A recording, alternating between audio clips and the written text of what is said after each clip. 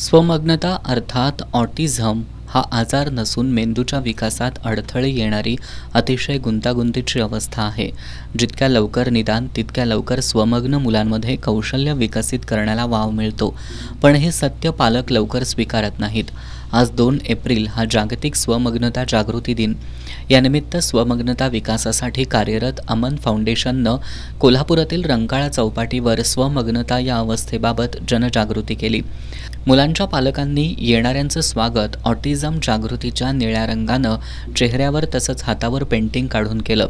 यानंतर स्वमग्न मुलं आणि पालक यांचं राजहंस हे पथनाट्य ठिकठिकाणी सादर करण्यात आलं. चालता बोलता या कार्यक्रमात उपस्थितांना ऑटिझमबाबत काही प्रश्न विचारून त्याचबरोबर चर्चा घडवून आणण्यात आल्या. यावेळी प्रोत्साहनपर बक्षिसं देण्यात आली. कार्यक्रमाचं संयोजन दीपा शिपूरकर यांनी केलं.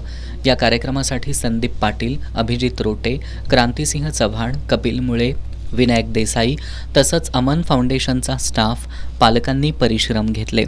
यावेळी अविनाश शिरगावकर, डॉक्टर शशिकांत कुंभार, सुरेश शिपूरकर, मीना शेषू, डॉक्टर दीपक भोसले, डॉक्टर सोनिया राजपूत, प्रवीण नाईक, ऋषिकेश पोळ, रुपाली भाट, विद्या पाटील, पत्रकार राजा उपळेकर, कृष्णा गावडे, सदाशिव रेडेकर, सागर बकरे, धनंजय नामजोशी, विजय धर्माधिकारी यांची प्रमुख उपस्थिती होती.